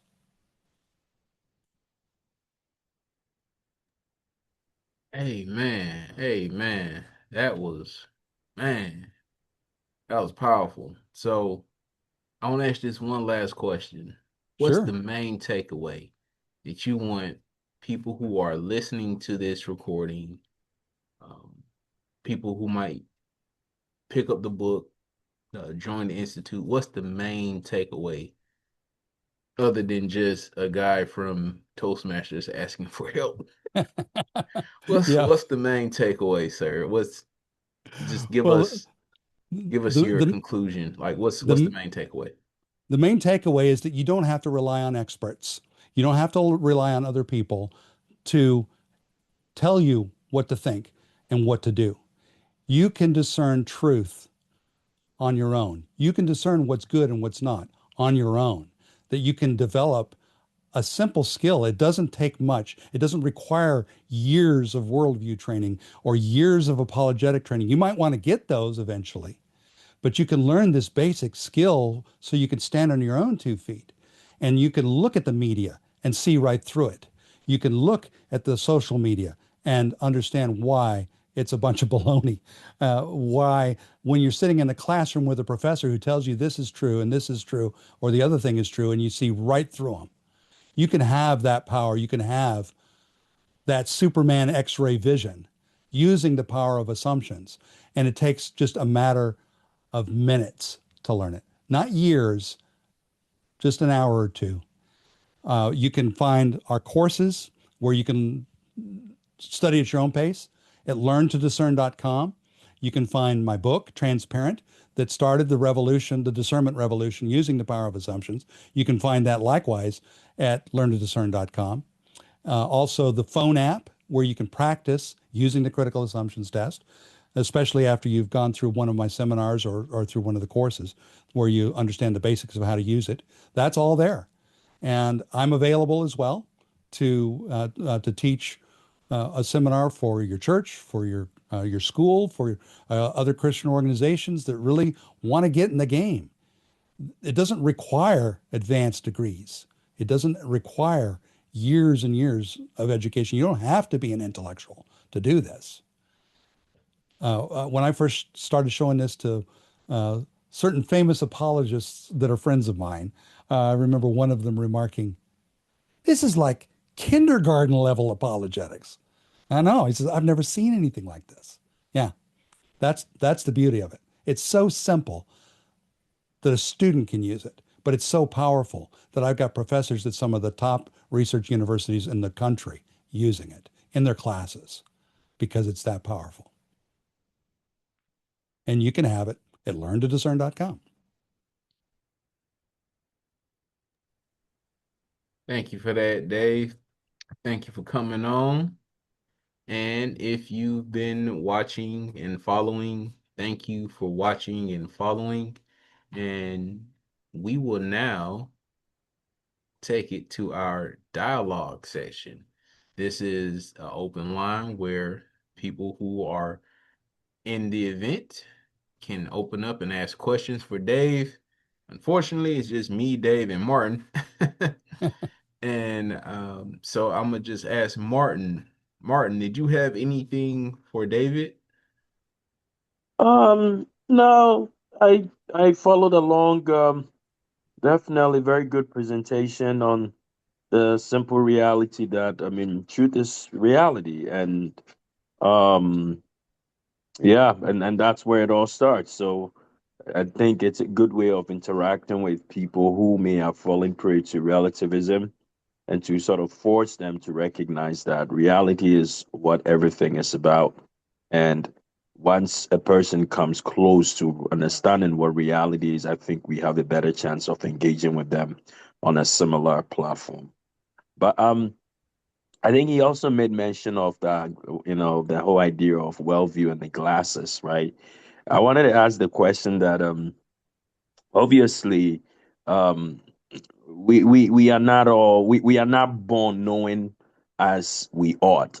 I mean, there are certain innate things that I think certain apologetics, even apologists, have pointed out about things connecting to the conscience and stuff like that. There is Mhm. the knowledge of God as an innate reality. And my first question is, how much of the reality of innate knowledge factors into what he says, in how he engages with people along these this uh, thinking of reality.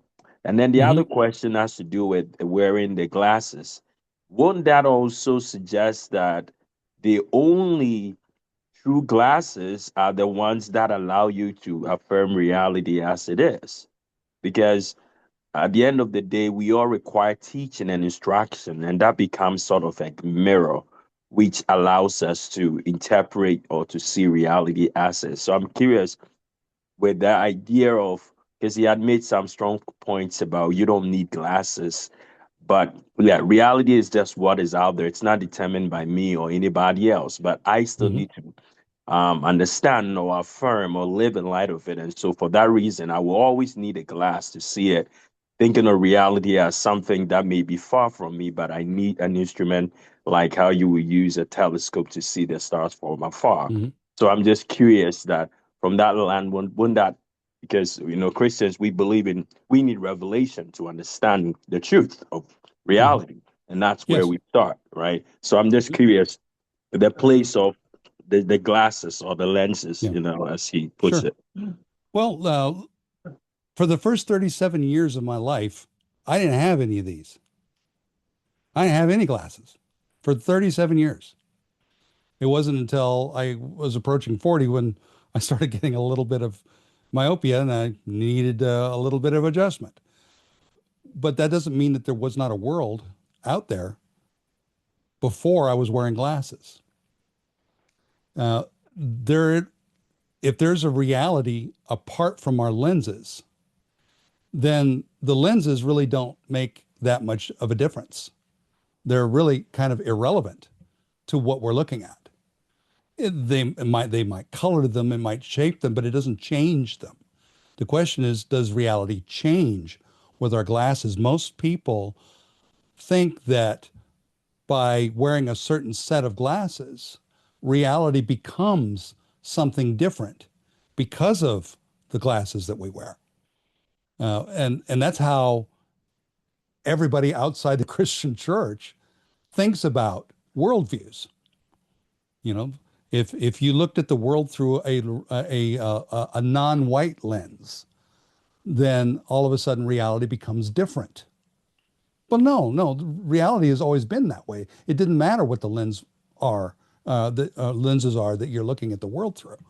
Uh, I mean, there's lots of different examples of how people use the lens language or the glasses language or whatever, that I look at the world through these things. Why do you need to look at the world through anything?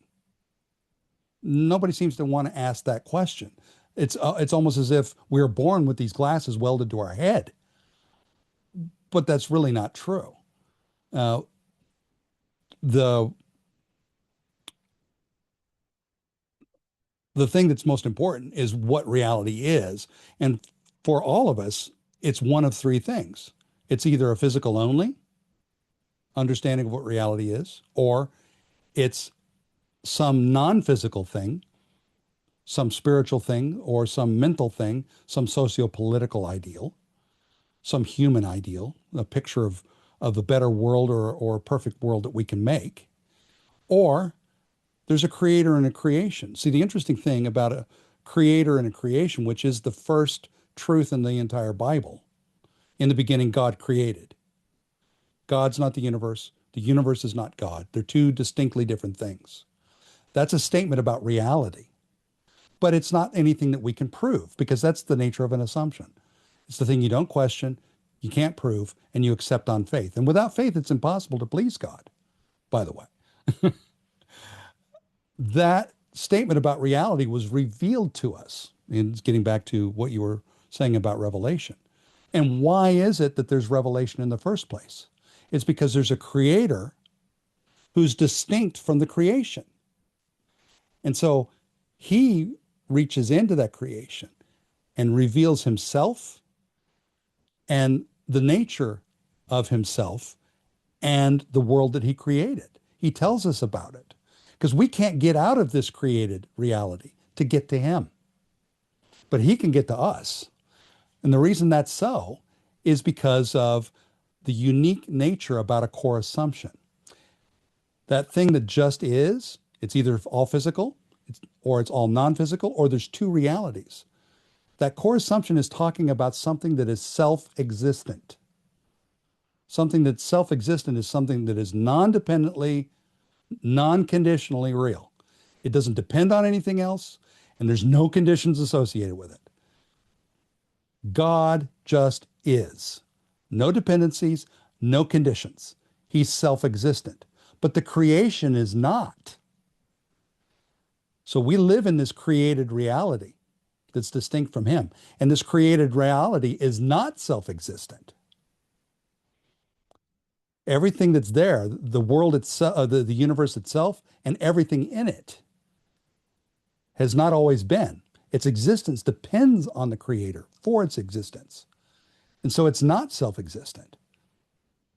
The other two core assumptions are about something that's self-existent. The thing that's self-existent is just physical only stuff. The thing that's self-existent is the spiritual or the social political. It just is. Whatever the just is that you do not question, cannot prove, and accept on faith is something that is self-existent. Everybody affirms something that is self-existent. The thing is, those are three mutually exclusive and different things, and only one of them is real. Which one is the one that's real? There's a creator and there's a creation.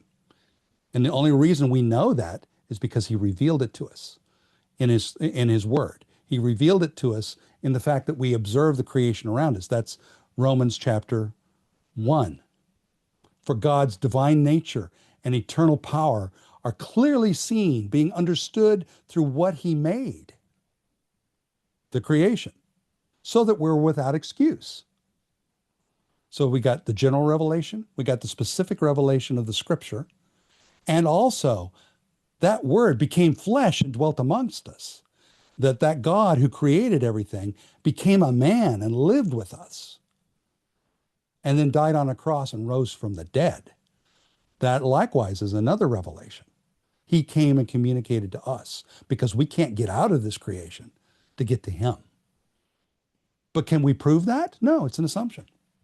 But it's the one that best describes the world. The other ones, sure, they're logically consistent, but they don't describe the real world. And if they don't describe the real world, they can't be true. You can believe them all you want. I'm not saying you can't. You just can't say it's true because true things match real things. Does that help? Um, yeah, yeah, yeah.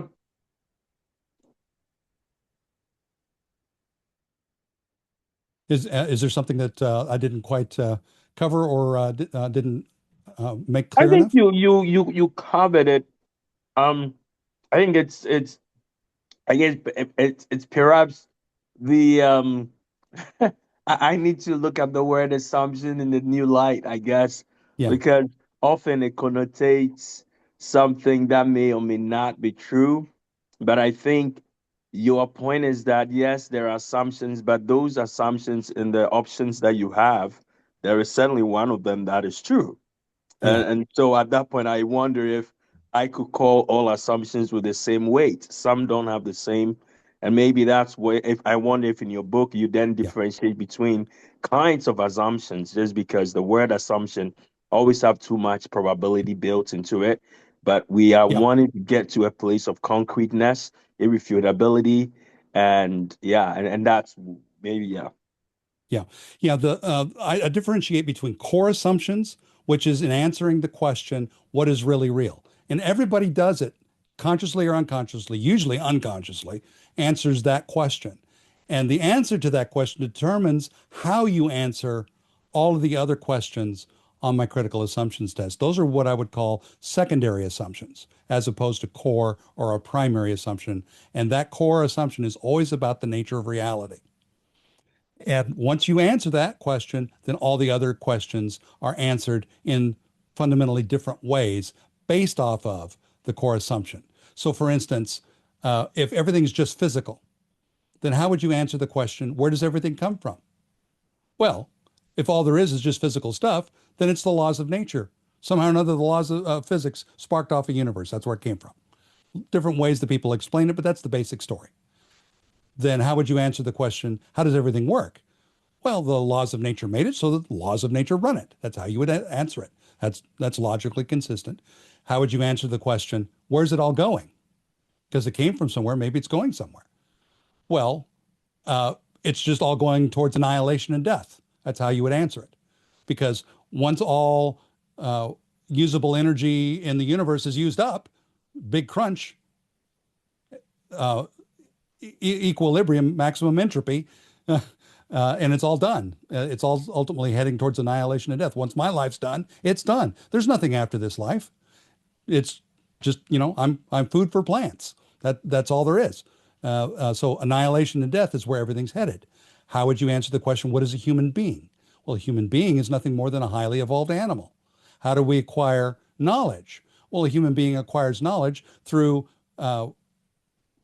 biochemical processes in the brain due to sensory stimuli. My senses detected something, sparked off a biochemical reaction in my brain that produces a thought. That's how we acquire knowledge. It's just through physical processes. There are no non-physical processes.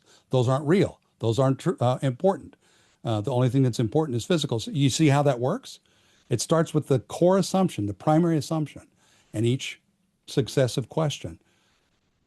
The next question is, what is good? What is good is whatever I decide it is. There's nobody else to do the deciding but me. There is no God because that's something non-physical. Those aren't real. The only thing that's real is physical stuff. So the only person here to do the deciding is me. So whatever I decide is good is what good is. And what's the problem with the world? What's humanity's basic problem? The problem with the world is people that believe in God.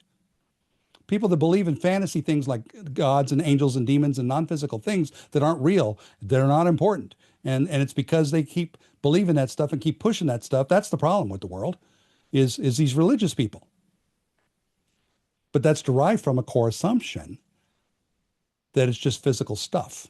And it just you just follow it to its logical conclusion as it plays itself out. And it describes a world that, yes, is logically consistent, but it doesn't describe anything that's really real. For instance, the the notion that we acquire knowledge through biochemical processes in our brain. Huh, that's interesting. So your senses detected something, created a biochemical reaction in your brain that generates a thought. Did you have any control over that? No, I don't have any control over the biochemistry in my brain. The biochemistry does what the biochemistry does. Well, then, how is that your thought? It's not. It's the chemistry's fault. The chemistry's thought. Well, then how's that rational? How's that reasonable? How do you acquire knowledge like that? You can't. It's a disconnect from reality. When you see a disconnect from reality, it's a sure indicator you started with a false assumption. Well, that can't be real. Well, then let's look at the other options. And that's how I reason from it. I start with a primary assumption because see, assumptions are autopilot. It's different than a presupposition. A presupposition implies deliberation and choice. It's like uh, putting a destination into a GPS and it guides you to a destination. But assumptions don't work that way. It's like an autopilot. You set it and forget it. And so you don't have to look at everything. It just runs in the back of your mind. You never bother examining it. You never bother to check it. It just keeps things running so you can do something else. That's what an autopilot does. That's what our assumptions do. But what if you started with the wrong settings? You have to be able to periodically look it up. Okay, are we is this going to where I think it's going? No, it's not describing the real world. And that's the beauty of this thing that God's given me, this critical assumptions test that allows me to surface the autopilot setting to help people examine it. It's an uncomfortable experience for many. You know, when people start getting defensive, is because you're questioning the thing that they cannot question. The basic core assumption is the thing you do not question, because if you do question it, you can't explain anything. You can't understand anything. It gives your brain the blue screen of death. So you can't question the core assumption. But if you start questioning somebody else's core assumption, they'll start getting defensive because you're questioning the unquestionable for them. And likewise, it's the thing that you can't prove. Prove to me that there's a God. Prove to me that there isn't. It's not provable. And I'm okay with that. And an assumption, the very basic nature of it, is the thing you don't know. Because if you knew it, you wouldn't have to assume it. But you do because you're a limited human. And that thing that you assume is the thing you trust. You don't know it, you trust it. That's faith. Every human is a person of faith. And so you're exposing their basic faith commitment. In fact, if a person doubts it, all you have to do is read down the column of each of the three types on the critical assumptions test. That's a statement of faith. That's a statement of dogma. None of those questions are objective physical things. They're metaphysical questions. We all answer them. We just answer them from the autopilot. And it creates whole worlds that aren't even real. Mm. So I want to follow up with this question then. I mean, being that at the heart of testimonies of everything that people claim to be knowledge, there is some kind of, uh, I mean, this assumption operating which is based on faith. Would that mean that in every knowledge, there is certainly a faith involved in any form of knowledge that is affirmed? Mm-hmm. Because I don't know a lot about epistemology, but the little I know of it is in my psychology class, I talked about um, the basis of, I think it had to do with what is, and there were certain elements that you use to, and also be sometimes listen to R.C. Sproul. I think you are familiar with R.C. Sproul and his Oh, sure. teachings. Yeah. Yeah, and he speaks about some of these things and how even when we think about knowledge and whether we talk about what you are using to verify or not verify, at the end of the day, as you were pointing out, that seems to be faith is always a part of it. And Yes. so I think that could be something that could be used to challenge people who are always claiming that, well, you are people of reason, and they are reason, and we are based on faith. That at the end of Yep. the day, faith is involved in everything that anyone is Everything. talking about. And Yep. yeah, so Yeah. I use in one of my seminars, I use a video that was from a lecture given by a philosophy professor at Portland State University. Oh, I don't know, about 15 years ago. And I had a guy with a camera there filming it. And in the lecture, he says, faith is a cognitive sickness that's been turned into a moral virtue. He says, this is a specious basis for reasoning, faith. Nobody should do that. And then later in the lecture, he says, every classroom is an opportunity to help people lose their faith. And he sees his mission in life is to dispossess people of their superstitions and myth and embrace reason instead, not understanding that he is making certain assumptions about the nature of reality that he does not question, cannot prove, and he trusts it's that way. He doesn't know it's that way. He trusts it's that way. And he too is a person of faith. He just is a person of a different faith. Every person, because they're limited humans, nobody is all knowing. And when you reach that limit of what you know and don't know, you have to assume something. Even if you tried not to do it, you couldn't not do it. You have to assume something about the nature of reality that you do not know, but you trust. And that is faith, and everyone operates from it, just different ones. And if you want to know what the different ones are, that's what the three types are, the three types of assumptions in my book.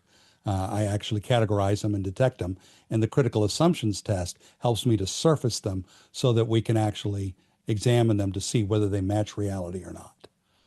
And therefore know whether they're true or not. Because if it matches reality, then it's true.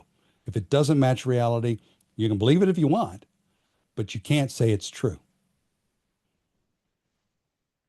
Yeah, you're exactly right, Martin. Thanks.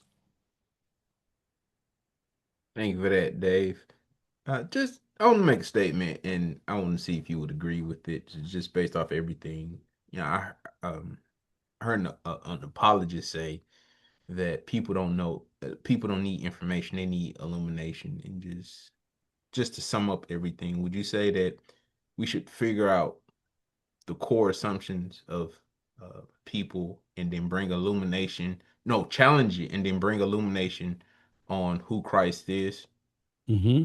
Okay. Yeah, yeah, because uh, if you don't understand how a person is assuming, you're going to use what you think is a silver bullet argument, and it'll bounce off of them like rubber bullets off a steel wall because you're affirming something that is outside of their understanding of reality. What you're affirming is not even real. And so what you have to do, instead of arguing a specific issue or specific uh, doctrine or whatever else directly, you have to deal with the assumptions first, because that's why there's the iceberg on the cover of my book. The top part of the iceberg that you see that's above the water, that's where uh, we are when we're having our discussions on whatever it is. I'm for this. I'm against this. This is how it is. No, this is how it is. And so we have that silver bullet argument and boom, blow away a big piece of ice, but it grows another one because we haven't dealt with the ice under the water, the plausibility structure. Why is it that a person buys socialism in the first place? Why is it they buy feminism in the first place? Why is it they buy evolutionism in the first place? It's because of certain things in their plausibility structure that there's a deeper set of ideas they bought. And at the bottom of it are their assumptions. And it's those assumptions that generates the plausibility structure, which brings them to a particular position on a given issue. So if all you're doing is debating the issue and you don't deal with the plausibility structure and the assumptions on which it's built, it's like lopping off the head of the Hydra. Sure, you lopped off the head. It grew two more because you're not discerning what's going on underneath. The silver bullet argument didn't work on them because you didn't deal with the plausibility structure, because what you're arguing is outside their understanding of reality. It's not real. It's not important. Well, you have to first dismantle their plausibility structure and show why it's not real and it's not adequate. But this one is better. This one's superior. This is the one that describes reality. It's not even real. Hello. Gender's not real. Climate crisis isn't real. Race isn't real. None of those things are real. And I can argue very conclusively and reliably, they're not real in the first place. So why are we having a debate over something that isn't even real? It's one of the first things that C.S. Lewis writes about in the first chapter of his book, uh, The Abolition of Man, talking about men with no chests. Until I quote this one section of that book in my book, where he says that it's not that a person was uh, told a lie, they were offered an assumption when they were 10, and it buried itself deep underneath and it's never been examined since.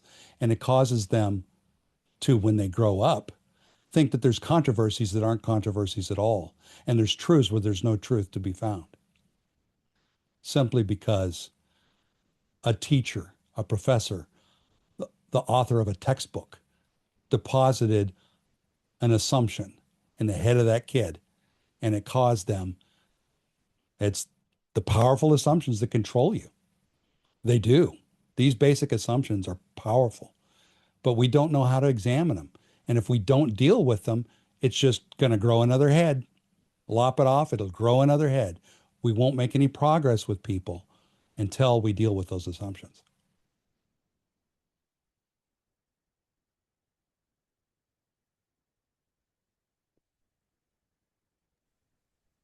Thank you for that. I want to say this quote, and I don't believe it's from a person who is saved, but it's interesting. He said that the deepest sin against the human mind is to believe something without evidence. Mhm. Um, Yep. who is that from? Thomas Henry Huxley. Oh, Thomas I believe, Huxley. yeah, I believe what he was the atheist, I think. Oh yeah. Yeah, yeah, yeah. Yeah, It's interesting. he was affectionately known as Darwin's bulldog. Wow. Wow. He was the So popularizer of Darwin in the that's latter half of the 18th into the, or, I mean, the latter half of the 19th into the 20th century. so w- I would assume with that information that this quote was, I guess, used against Christianity, right? He would Oh use yeah, it to say that or is this in line of what we're talking about as far as figuring out assumptions? yeah. Well, it's both, but it was largely used as a pejorative on Christians, and frankly, at the time when he wrote that, yeah, Christians had largely abandoned the intellectual environment. That happened during the Second Great Awakening, Mm, because the circuit preachers, the tent revivals and things like that, riding uh, through the new frontier of the growing western part of America, which at that time, for the most part, was still east of the Mississippi, but it was certainly much larger than the 13 original colonies. And what these tent revivalists preachers would say is, uh, don't trust the pastor in your church, because they had gone off to Europe to get advanced degrees, because in America we had no universities at that time. All we had were colleges, four-year colleges. And if you wanted to get an advanced degree, you got it in Europe, mostly from Germany, some of them in England and France, but most of them in Germany. And then they come back with higher textual criticism and all the liberalism that was beginning to creep into the church. And so the presumption there is, if you're an educated person like the pastor, because the pastor was usually one of the more educated people in a community. And if you got your degree in Europe and came back with these liberal ideas, well, that's because you got an education. So don't trust that. Don't trust education. Just trust in your faith and your faith in the Bible. But that's where this anti-intellectual tradition that is rampant through evangelical circles in particular came from, a kind of anti-intellectualism, because if you get an education, you'll become a liberal, a modernist, and you'll question the veracity of the scripture. And we don't want you to do that. We want you to trust the scripture. Therefore, don't get an education. Well, more and more evangelicals don't get the education. They just have their faith and study of the Bible, and that's about all that they've got. And from there, after a while, Christians because they're not getting educations, are not involved in science. They're not involved in politics. They're not involved in all the various intellectual traditions of the university. They lost their fire. They lost their skill to be able to engage the culture. And that runs through the 20th century until about the late 1960s, when a guy named Alvin Plantinga came on the scene and single-handedly transformed philosophy to now one of the more robust disciplines for defending the faith is philosophy. Some of the best apologists in the world. It's the rise of something that's called Christian realism. There's that word again. Reality, realism, uh, that has bolstered the apologetic movement and made great strides in being able to communicate the Christian faith. But it started with that anti-intellectualism. I encourage people, yeah, first you get grounded in the Word and in the faith, and have a proper set of assumptions, and then go into the university, become a professor, redeem that snake pit because it is one. I understand that world very, very well. I understand the players because I worked with them for decades. And more and more brave Christians are starting to get back into academia and redeem that. Because when you redeem the education system, you'll change the, the public schools, and then you'll change the culture, because the fountainhead of the culture is the university. And right now it's thoroughly Marxist, thoroughly progressive, thoroughly socialistic. And we're wondering why our whole culture is drifting that way. That's precisely why. It's because Christians abandoned it. So We do need to you think re-engage it. that the lack of critical thinking, because I talk to a lot of people and they always say that people nowadays they are unable to critically think. Hmm. Do you think that this is attributed towards the situation that we're in, Yeah. as far as what you was talking about and the statistics that you shared earlier? Yeah, it makes it worse, actually. Especially with this whole ethos of non-judgment, where you don't make judgments, you don't make distinctions, you don't think. It just reinforces that whole notion. Why is it that more and more kids are just not prepared for college anymore? They haven't been taught to think until they've been challenged to do so at the university. That should have been done in elementary school. And the cool thing about the critical assumptions test is my learn to discern method is a critical thinking method. It's not just encouraging people, oh, you need to be a critical thinker. It's practical training on this is how you do it. This is how you think for yourself. This is how you avoid being deceived by the media. This is how you avoid being bamboozled by the lecture in the classroom or the textbook or the social media post. And know this is what truth is. This is what is not truth. And this is how to relate God's character and the truth in his word into real world situations using our learn to discern technique, using the power of assumptions.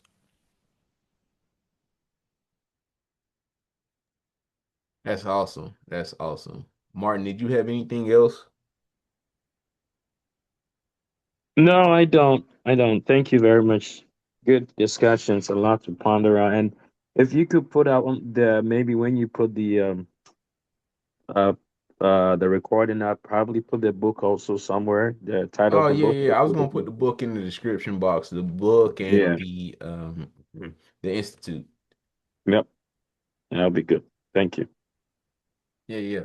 So David, is it anything, any last I don't like saying any last words. It's kind of like any last words, but is there any last statements before we close? Yeah. I'm here to serve you. That's what this is what I've given my life to.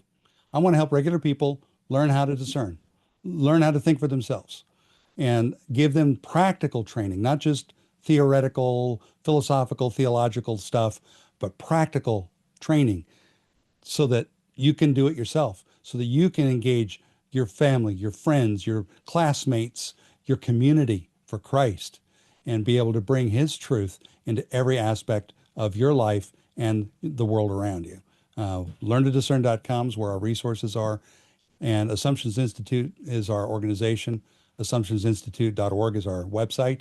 And if what you found valuable, you can get involved with our ministry. You can give to our ministry. You can help us to uh, get the word out through social media and other things. And if you'd like me to come and speak, I'm happy to do it. That's what I'm here for.